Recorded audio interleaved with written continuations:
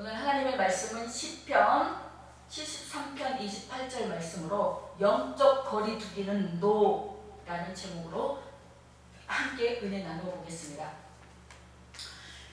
요즘 코로나19로 전에 없었던 거리 두기라는 단어가 너무나 쓰여지고 있고, 그렇게 하지 않으면 심각한 전염병으로 이어지게 되기에 이 거리두기라는 말이, 단어가 굉장히 생명을, 단체를 살리게 됩니다. 그러나 이 사회적 거리두기와 생활 속 거리두기가 있는데, 사회적 거리두기는 감염 관리의 종류 중 하나이며, 목표는 감염이 걸린 사람과 걸리지 않는 사람 사이의 접촉 가능성을 감소시켜서 질병의 전파를 늦추고 궁극적으로 사망률을 취소하는 것입니다. 여기서 우리는 굳이 영적으로 해석한다면 우리는 영적 사회적 거리두기가 있어야 됩니다. 하나님의 백성들과 세상 사람들은 구별되어져야 돼요.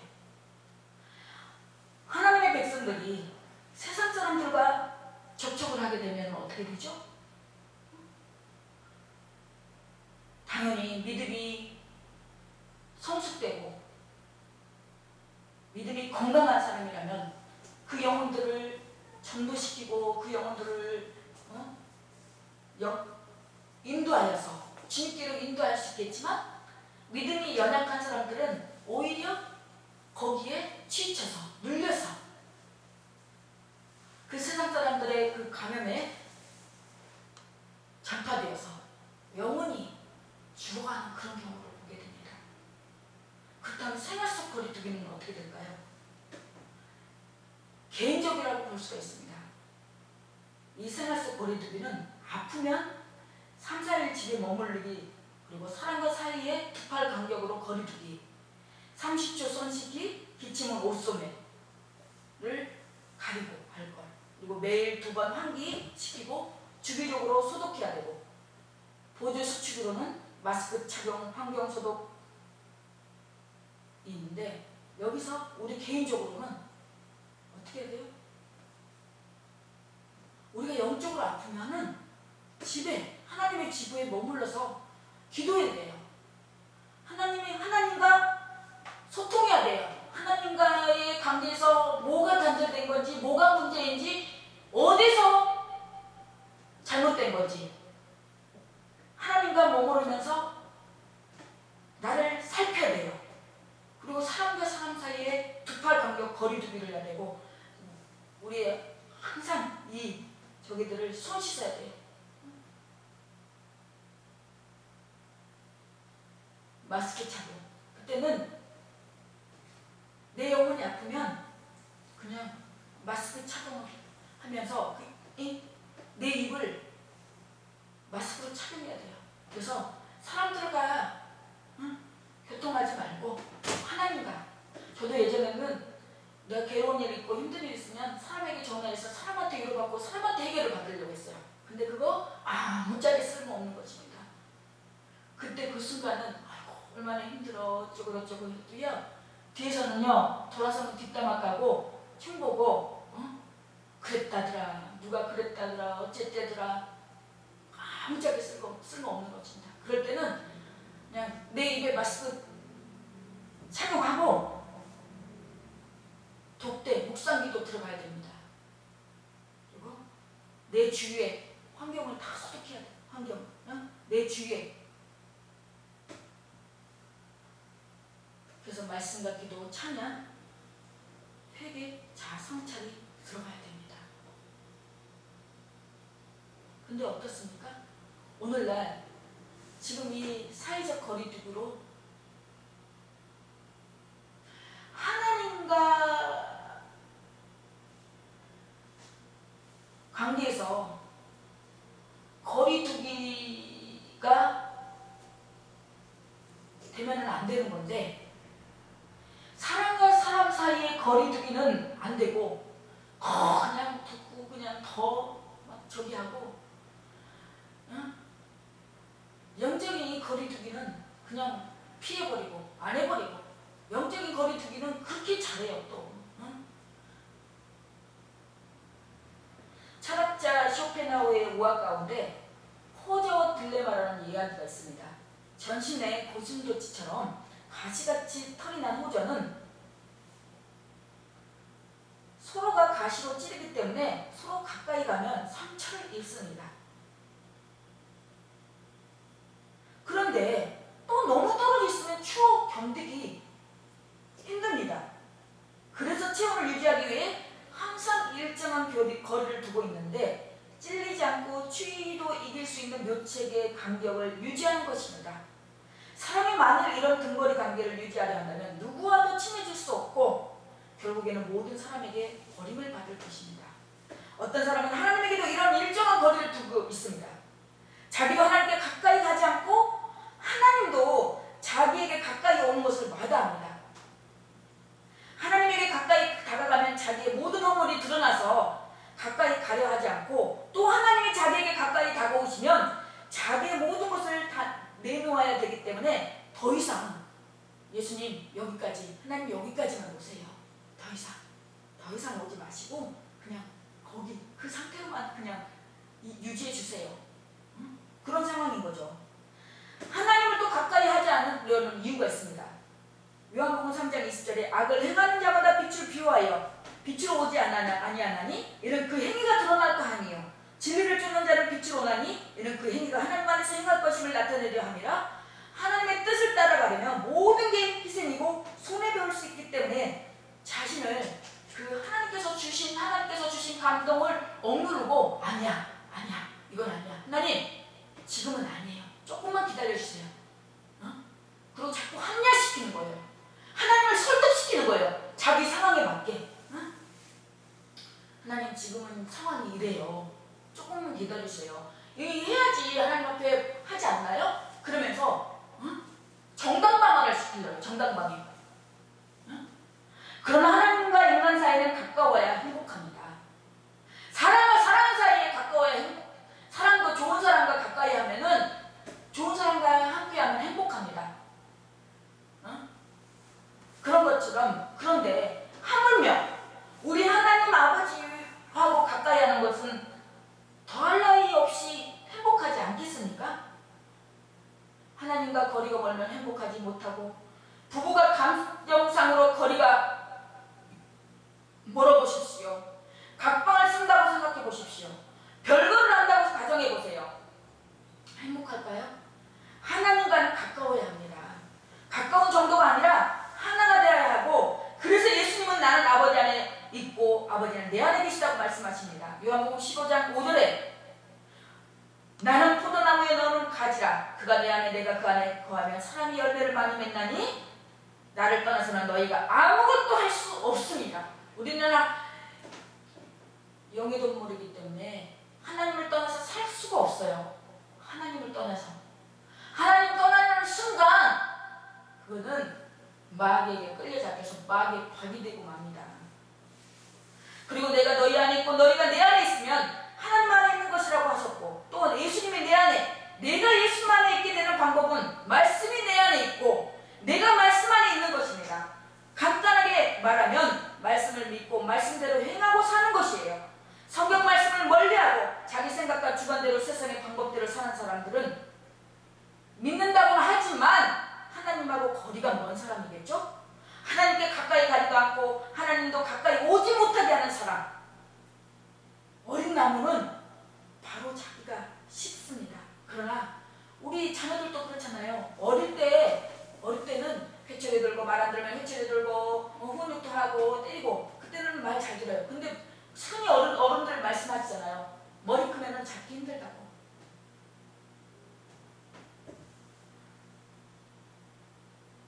그러나 예수님은 너희가 돌이켜 어린아이들과 같이 되지 않으면 결단코 천국에 들어가지 못한다고 딱 꼬집어 말씀하셨습니다. 여러분은 하나님과 거리가 가깝습니까? 양심적으로 판단해 보십시오. 그 사람의 행함을 보면 하나님하고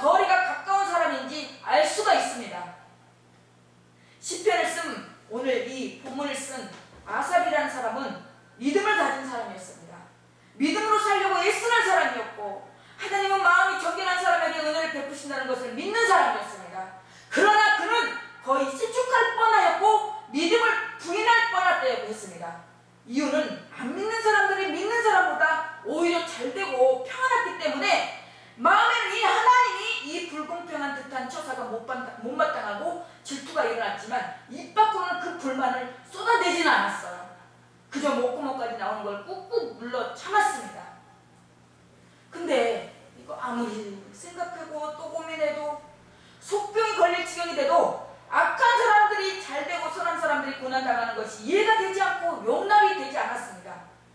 그러다가 하나님의 성전에 들어와서야 그 해답을 얻게 되었습니다.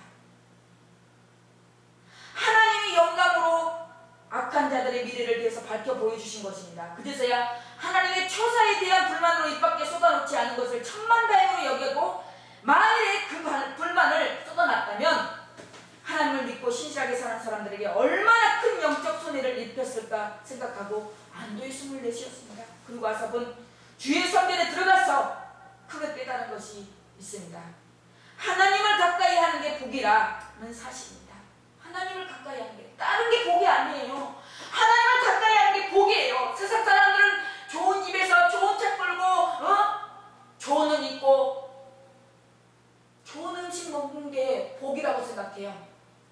집? 저도 그랬어요. 예전에는 몇 평짜리 그런 게 부러웠어요. 그래서 집을 얻기 위해, 큰 집을 얻기 위해, 좋은 집을 얻기 위해, 아파트를 얻기 위해 무던히도 많이 노력했어요. 그러나 살아보니 그게 다가 아니었어요.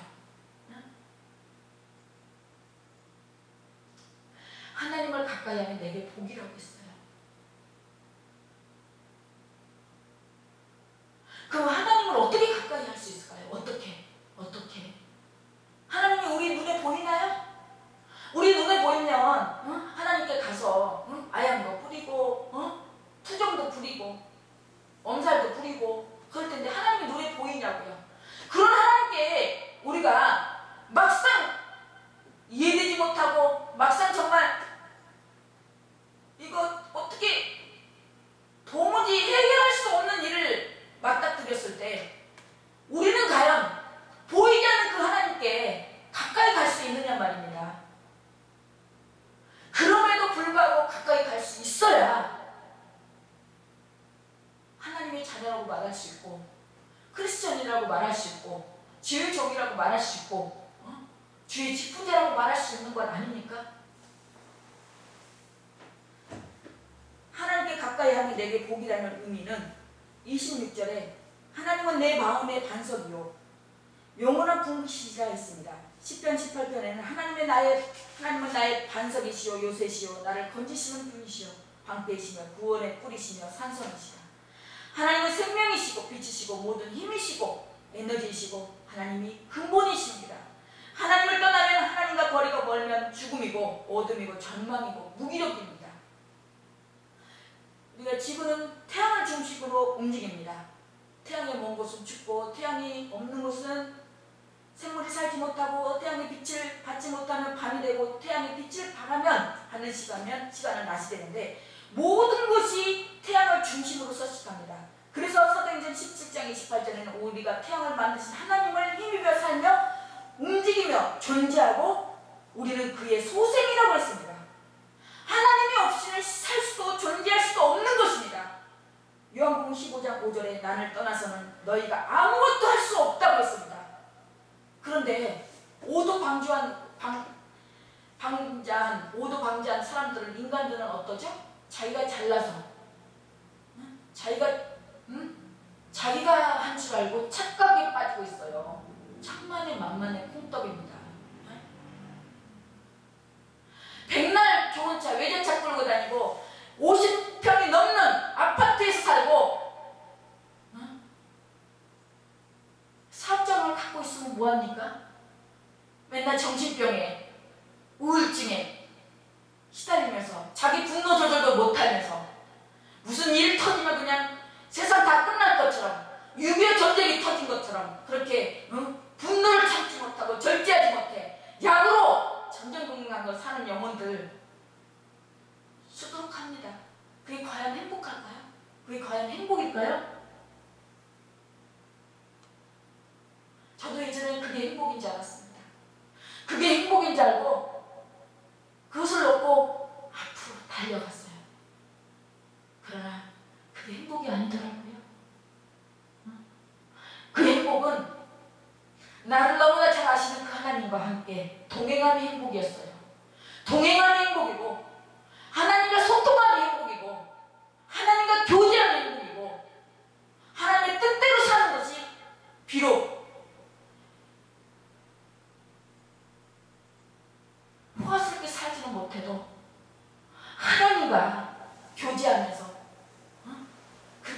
것이 행복이에요. 행복이더라고요.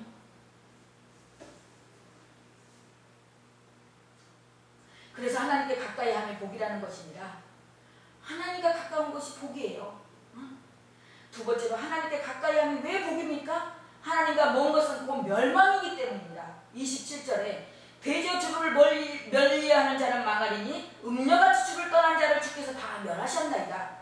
주를 멀리하는 자는 생명이신 하나님을 멀리한 것입니다. 하나님을 멀리한 것은 곧 죽음을 말하고 생명과 가깝지 않은 것은 곧 죽음과 가까운 것입니다. 그러므로 하나님께 가까이 함이 내게 복입니다.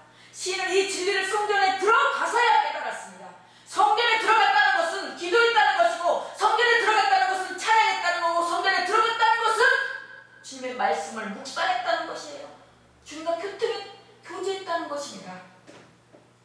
그래서 우리는 이 인간의 머리로는 하나님의 그 깊고 또 깊은 그 하나님의 뜻을 우리가 헤아릴 수가 없고요, 알 수도 없고요, 측량할 수도 없어요. 어떻게 그 하나님의 그 계획하신 그 뜻을, 하나님의 뜻을 우리 인간의 얄팍한 지식으로 우리가 헤아릴 수 있겠습니까?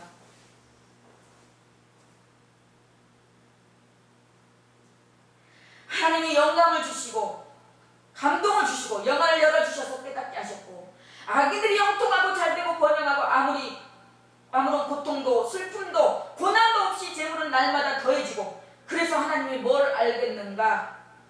높은 데 계신 분이 지식이 있겠는가? 교만한 말을 내뱉기까지 했지만 성전에 들어와서 하나님 앞에 앉아서 깨달음을 구하고 진리를 찾을 때 하나님은 그에게 악인들이 졸지에 갑자기 망하는 것을 보여주셨습니다. 음녀는 자기 남편을 두고 다른 남자와 부적절한 관계를 맺는 거고, 자기 아내를 두고 다른 여자와 부적절한 관계를 맺는 사람은 음부라고 합니다. 생명이시고 복이시고 반석이시고 방패 요새 발톱같이 변함이 없으시고 힘이 되시는 하나님을 멀리하고, 하나님과 세상 사이로 왔다 갔다 하고 돈과 하나님 중간에 서서 머뭇거리고 하나님께 대하여 지조가 없이 간사하게 구는 사람은, 남자든 여자든 하나님 앞에 다 음부라고 했어요. 꼭 여기서 말하는 바람 피고 바람 나고 그런 것도 있지만 하나님과 관계에 있어서 정말 절개를 지키지 못하고 조금 힘들면, 좋을 때는 아이고 하나님 아버지 진짜 우리 아버지 멋쟁이, 그러면서 또 힘들 때는 하나님은 어디 계시냐고, 하나님 살아 계시냐고, 나 사랑하는 건 맞냐고, 금방 손바닥 뒤집어듯이 변덕이 짚을듯이 그렇게 하면 안 된다는 거예요. 18절에 하나님이 그들을 미끄러운 곳에 두시며 파멸에 던지시니, 하나님은 악인들을 미끄러운 곳에 두셨습니다. 재물은 더해지고 평안에도 언제 미끄러질지 모르고 이퇴합니다. 그러다가 마침내 파멸에 던지셨습니다. 그래서 저들은 졸지에 황폐되었고 너무 갑자기 멸망에 닥쳤기 때문에 놀랄 틈도 없어요. 슬플 틈도 없어요. 손 쓸 틈도 없이 망했습니다. 그것을 보는 신도 놀랐어요. 놀랐어. 하나님께서 악한 자들을 멸망시키는 것은 순식간이에요. 순식간. 손뜰 틈이 없이 악한 자들이 잘 되는 것은 미끄러운 곳에 올려놓는 것과 같이 위태합니다. 그러나 의인들이 고난받는 것은 잠깐이고 눈 깜짝할 새에 지나가며 반석 위에 올려진 것 같이 안전합니다. 그래서 망할 것 같아도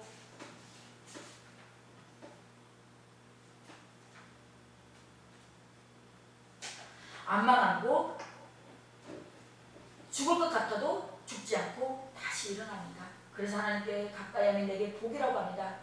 그런데 아삽의 말을 음미해 보면은 그는 하나님께 가까이 하기 위한 의지가 엿보입니다. 하나님께 가까이 하기 위해서 의도적으로 노력했다는 말입니다. 그 증거가 무엇입니까? 그는 악인이 잘되고 의인이 고난받는 이 불합리한 것 같은 현실 문제를 해결받기 위해 하나님의 성전으로 올라갔다. 이것이 증거입니다. 하나님의 성전으로 올라가야 합니다. 사랑하는 성도 여러분, 하나님의 성전으로 올라가는 저와 여러분이 되길 소망합니다. 삶에서 부딪히는 온갖 문제를 하나님의 성전으로 가지고 올라가 하나님 앞에 그것을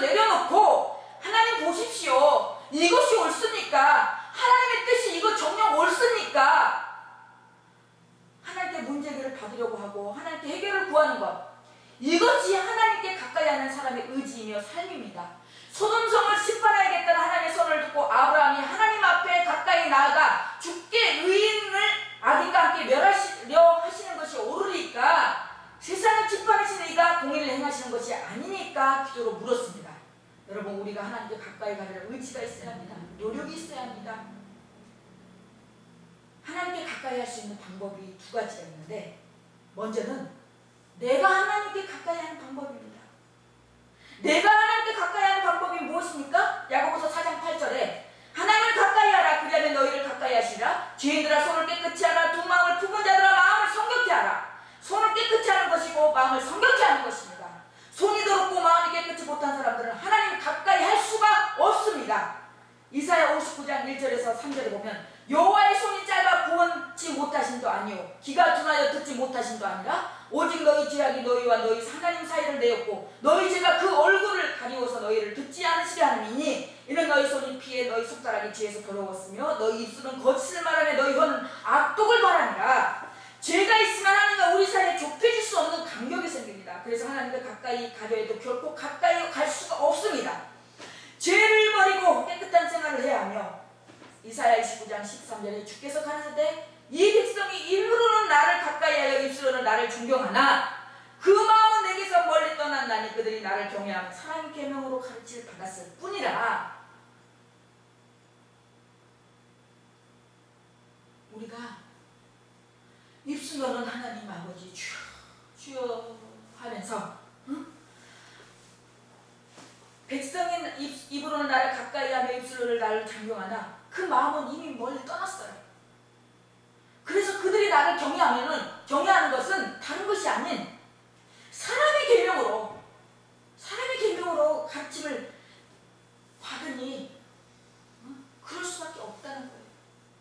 마태복음 15장 8절에 백성이 입술로는 나를 존경하되 마음은 내게서 멀도다. 하나님을 마음으로 경외해야 하며 입술로는 주여 주여 하고 입술로는 아멘 아멘 하면 안 됩니다. 하나님은 마음을 해야 되는 분입니다. 우리 하나님은 중심을 보십니다. 사람은 외모를 보지만 우리 하나님은 중심을 보십니다. 입술 아무리 아멘 아멘 하고 주여 주여 해도 마음이 진실치 못하면 하나님은 인정하지 않습니다.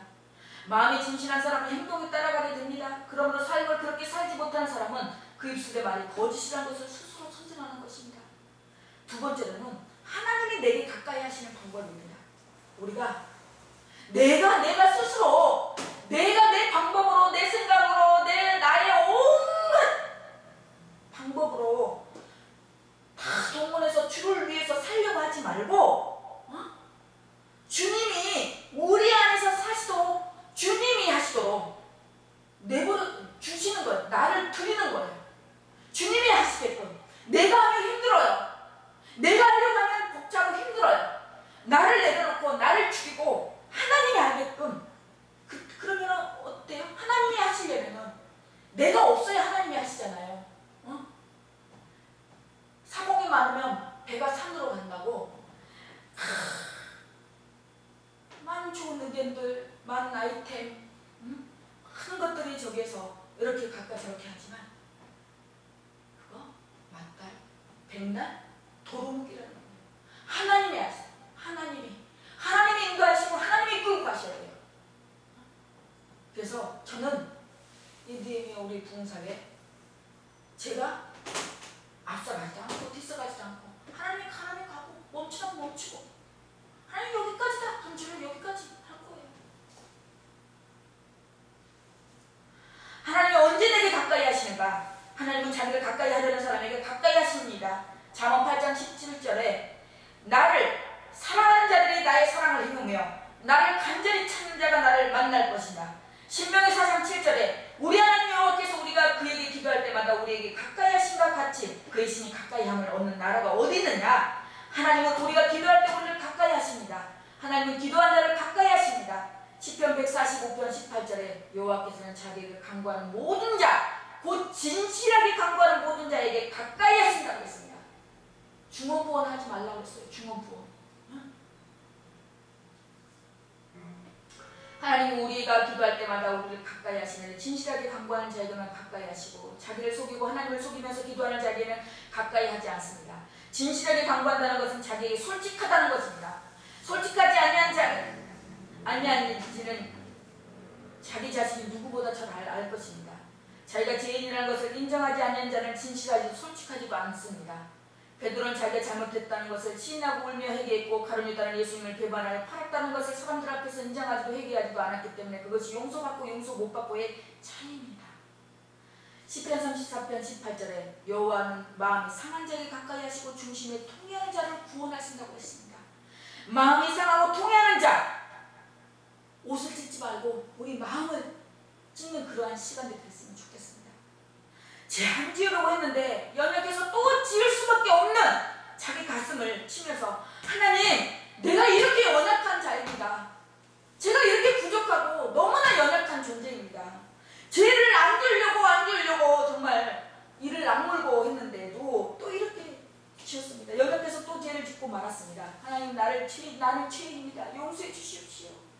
이렇게 자기 죄 때문에 마음 아파하고 슬피 우는 자는 하나님께서 가까이 하시고 도와주시고 눈물을 닦아주시고 위로해 주십니다.